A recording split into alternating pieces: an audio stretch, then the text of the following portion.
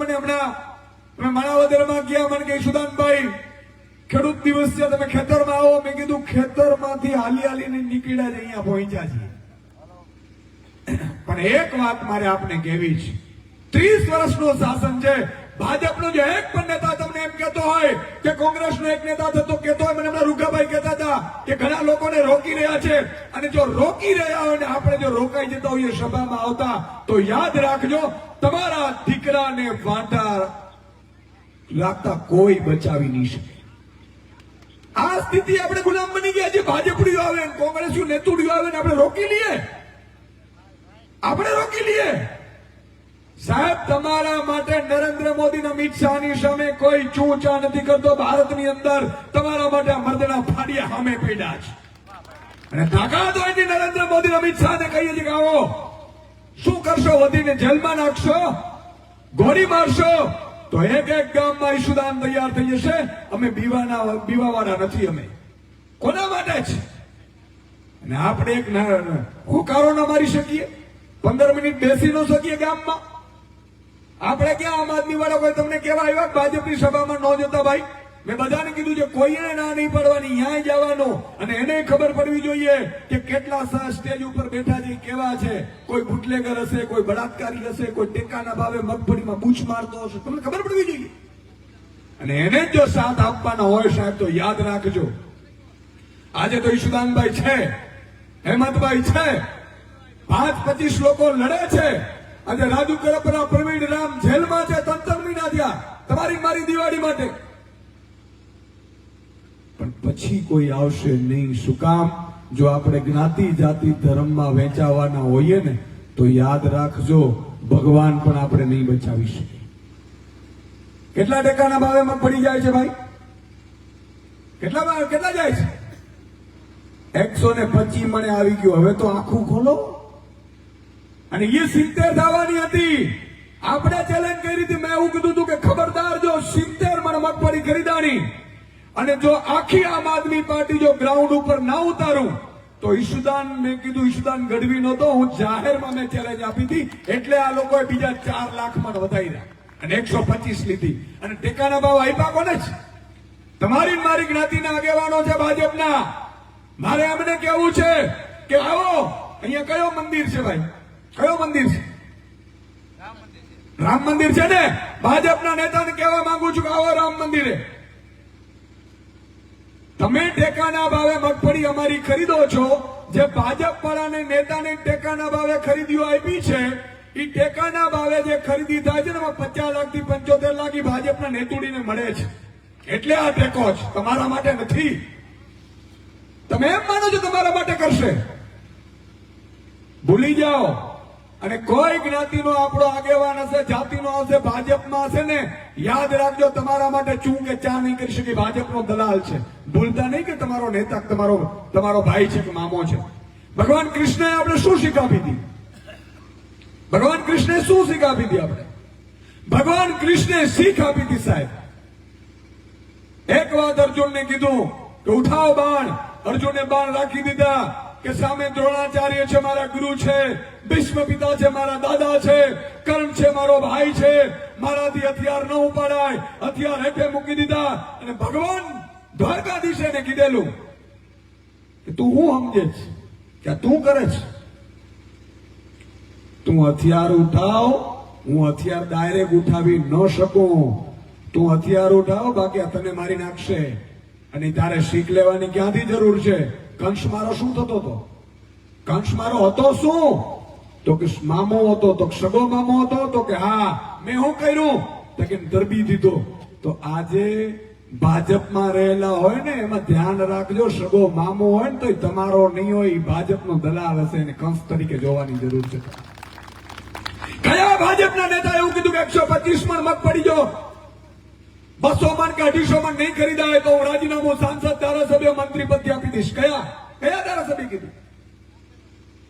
આજે ભાજપના લોકો જોડાવાની લાઈનો લાગી. ઘણા નેતાઓ ગયા, મંત્રી બની ગયા. હિતેશભાઈ, મેં હસતા કીધું, મેં કીધું મંત્રી પદ મળ્યું પણ આબરૂનું મન કે આજ મંત્રી પદ મળે છે ને છતાં પ્રજા અમને આમાં જઈએ છે ને તોય મત આપે છે ને પ્રજા બહોળો મત આપે છે ભાજપમાં, એટલે અમે જોડાઈ જઈએ. આ ભૂલ આપણી છે. તમને ને મને ભાવ નથી મળતા ને ભૂલ ભાજપની નથી. તમને ને મને ભાવ ટેકાના ભાવે મગફળી ખરીદાતી નથી ને ભાજપની ભૂલ નથી. તમે એમ માનો છો ભાજપની ભૂલ છે? કોઈના બાપની તાકાત નથી. મારો ખેડૂત અહીંથી લાઈન કરે ને ખંભાળિયા સુધી કે તમારા અમારા આ કામ કરાવવા પડશે, એક થઈને જ્ઞાતિ જાતિ ધર્મ ભૂલીને પાતી ભૂલીને મારો ખેડૂત ધતુરિયાથી નીકળી અને ખંભાળિયા સુધી લાઈન કરે ને તો ભાજપના બાપની તાકાત નથી કે તમારા કામ રોકી શકે. સાહેબ શું વાત કરો છો? તમને તમારી તાકાત ખબર નથી? તમે એમ માનો છો આજે રોડ ન થાય આપણે બીડી ફૂકીને કે હવે રોડ તો કામ નથી થતું, આવું આવું જ હાલે છે. અને એવા નેતાઓ બગાડી દીધા છે. બધા હરખા જ છે લે એટલે ભાઈ બધા હરખા નથી. આ જુઓ આ મોઢા જુઓ તમે.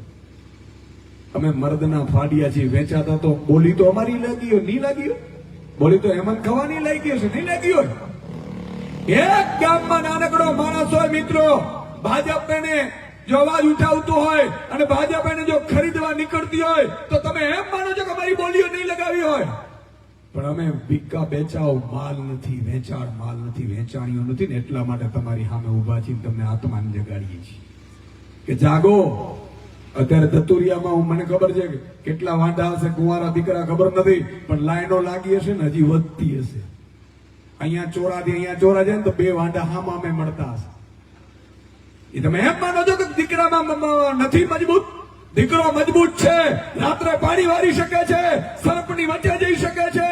આટલી બધી વીજળી જાય તો વીજળીમાં પાછો ધક્કા ખાય, ઠંડી સહન કરે.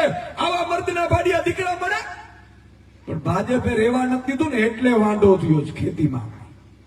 એટલે તમારે મારે મોકલવું પડે છે કે હવે શહેરમાં જા મારો બાપ. છતાંય ભાજપનું બટન દબાવીએ. આપણી હાથમાં જાગતી જ નથી. આજે તમે વિચાર કરો, એપીએમસી માં તમે જાઓ છો, લાઈનો લાગી હોય. હું ક્યારેક સવારે 5 વાગે નીકળતો હું, ખેડૂતોના ટ્રેક્ટર ભર્યા હોય, મિત્રો આંખમાં આંસુ આવી જાય. શું કામ તમે તમારો માલ ભાઈ લાઈનમાં ઉભો રાખીએ છીએ? આપણે એવી વ્યવસ્થા બદલવી જ નથી. આપણે આ બધું શોખ થાય છે આપણે કે રાત્રે 4 વાગે લાઈનમાં ઉભી જઈએ, પછી લાઈનમાં જઈએ. મિત્રો આપણો માલ આપણા ફોનથી ઘરેથી ખરીદાવો જોઈએ ને એ ટેકાના ભાવે પૂરતા ભાવે ખરીદાવવું જોઈએ ને. એમાં ભાજપનો નેતુડિયો કે આમ આદમી પાર્ટીનો નેતુડિયો ત્યાં આવવો ન જોઈએ ને આવી વ્યવસ્થાઓ પેદા કરવી જોઈએ. આજે જે ખેડૂત, મને તો યાર શરમ આવે છે ક્યારેક એમ કહું છું કે હું રાજનીતિમાં ખોટો આવી ગયો છું. આજે આટલા બધા કરદાકાન થાય, ટેકાના ભાવે મગફળીઓ ન ખરીદાય, ભાવ પૂરતા ન મળે, એપીએમસી માં લાઈનો લાગે, અને છતાં હું ગામમાં પૂછું તો સાહેબ આ અડધું ગામ ભાજપનું છે. વાહ વાહ મારા ખેડૂતો, જગતનો દાંત. પછી દાંત જ કહેવાય, પછી કઈ વધશે નહીં. અત્યારે જમીનો વાવા મળી છે. હમણાં ઘણા મારા ખેડૂતો જ્યાં જ્યાં હું ચીઠીઓ પકડાવે, ઈશુદાનભાઈ મારા ખેતરમાંથી થાંભલા નાખે, કેને મત આપ્યો? તો ભાજપને. ભોગવો કહેતો તો હું એને કે ભાજપને મત આપશો તો અમિત શાહનો દીકરો મોટો થાય, તમારો નહીં થાય. અમે એના માટે આવ્યા છીએ. નહીં તો ઈશ્વરે મને બધું આપ્યું હતું સાહેબ. મારે હું જરૂર નથી રાત્રે 4 વાગ્યા સુધી મુસાફરીઓ કરવાની. હું મારી સવારે 11 વાગે ઓફિસે જતો હતો, સાંજે મારા ટાઈમે સ્ટુડિયોથી નીકળી જતો હતો. મહામંથન કરતો હતો, મારી ફરજ હતી પત્રકાર તરીકે અદા કરતો હતો. કોઈના બાપથી બીતો નહોતો. એ છોડી રોકામ આવ્યો, જ્ઞાતિ જાતિમાં વેચાવા માટે આવ્યો. એ છોડીને એટલા માટે આવ્યા કે મારે કઈક જોતું હશે. સાહેબ ભાજપના એક પણ નેતાની તાકાત નથી કે 2000 રૂપિયા ફેક્ટરીમાં કોઈ નોકરીએ રાખે. અને આપણે ભગવાને આટલું બધું જોયું તો ક્ષેત્રે એટલા માટે છોડીને આવ્યા છીએ કે આ મારા જે ઉગાડ પગા મારા બાપલિયા ખેડૂતો છે ને એનું કોઈ નથી સાહેબ. મજૂરો શ્રમિકોનું કોઈ નથી ને એટલા માટે રાજનીતિમાં આવ્યા. આજે જો હું એમ કહું છું કે હું માન લો કે પત્રકાર માત્ર રહીને મારા પરિવારનું જ ભલું કરત, મારા કુટુંબનું જ ભલું કરત, તો મારો નાથ મને મનુષ્ય અવતાર એમને એમ નથી મળતું. નથી મફતમાં મળતા, એના મૂલ ચૂકવવા પડતા. સંત ને સંતપણા નથી મફતમાં મળતા. 5,000 વર્ષની તપસ્યા હોય ને આત્માની, ત્યારે મનુષ્ય અવતાર મળે છે. અને મનુષ્ય અવતાર કંઈક કરી છૂટવા માટે હોય છે, બીજાના ભલા માટે હોય છે. ભાઈના શેઢે જઈ અથવા તો ભાજપ વાળા 2 લાખ રૂપિયાની ફેંકે નાખી જ્ઞાતિના મત નખાવા માટે નથી હોતા. જેને જેને જ્ઞાતિના નામે મત નખાવ્યા છે, જાતિના નામે મત નખાવ્યા છે, થાંભલાના નામે મત નખાવ્યા છે, ઈ લોકોની ભઠ્ઠીઓ બગડી જવાની છે. યાદ રાખજો તમે. આ થાંભલાના ખેડૂતોના મને ખબર છે, હું જયારે થાંભલાની પીડા આવે ને ખેડૂતો મારી પાસે આવે ને એટલે હું કંપનીઓના અધિકારીઓને બોલાવું, આ લોકોની ટીમને કહું અધિકારીઓને બોલાવો, અધિકારીઓને સૂચના આપું. એટલે અધિકારીઓ કે સાહેબ ઈ જ ગામના 2 ખેડૂતોને લાખ લાખ રૂપિયા વધારે આપ્યું ને ઈ જ બધું કરી દેશે. વાહ વાહ ભાઈ વાહ. ઈસુદાનભાઈ હું આમાં કેટલા ઈસુદાન આવીને મરી જાય ને તો મને નથી લાગતું કે આપણું પેલું થાય. ક્યારેક ક્યારેક નિરાશ થઈ જવાય. આજે સ્થિતિ જુઓ તમે, કેટલી હદે ખરાબ થઈ ગઈ છે. તમે મગફળી વાવો ને તમને ને મને ભાવની ખબર ન હોય, તમે ચણા વાવો ને તમને ને મને ચણાના ભાવની ખબર ન હોય, તમે ડુંગળી વાવો ને તમારે મને ડુંગળીની ભાવની ખબર ન હોય.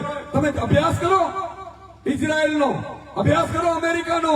અમેરિકાના ખેડૂતોને 1 વર્ષે અમેરિકાની સરકાર 54 લાખ રૂપિયા સબસિડી આપે છે અને આપણે આ કમર ઘટાવો આપણે ખતમ કરી દીધા છે. જ્ઞાતિનો માણસ આવે કે ભાજપ વાળા કહે કે મત આપવા ન જતા અથવા તો અહીંયા સભામાં ન જતો તેને પૂછાય કે તારા ભલું થઈ ગયું અમારું શું થયું?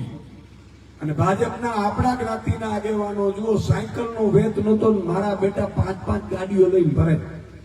એ જ્ઞાતિના મતના કારણે એનો વેલ્યુ કઈ નથી કરશે. હા, અને સોદા જ કરતા હોય જ્ઞાતિના, જાતિના, ધર્મના, અને પછી એનો જ દીકરો એને મારે. જુઓ કર્મનો સિદ્ધાંત, હું ભાજપના નેતાને કહું છું ભાઈ કર્મનો સિદ્ધાંત કોઈને છોડશે નહીં. સમજો તમે. આજે સાહેબ 125 મણ મગફળી થઈ ટેકાના ભાવે. આજે 10,000 કરોડનું પેકેજ થયું. આમ આદમી પાર્ટીએ સુદામડામાં સભા કરી, જેલમાં ગયા, લાખ ખેડૂતો ભેગા થયા, ભાજપ ડરી ગયું, 10,000 કરોડનું પેકેજ છૂટવું પડ્યું. એ આમ આદમી પાર્ટીના સૈનિકોની તાકાતના કારણે છૂટ્યું છે. યાદ રાખજો, નહીં તો ક્યારે આપ્યું છે? હજી તો 5 ધારાસભ્યો છે સાહેબ. બીજી વાત આપણે કરું કે હવે જો ભૂલથી કોઈ પણ ગામનો નાગરિક ભાજપ કે કોંગ્રેસનું બટન દબાવ્યું એટલે આ 125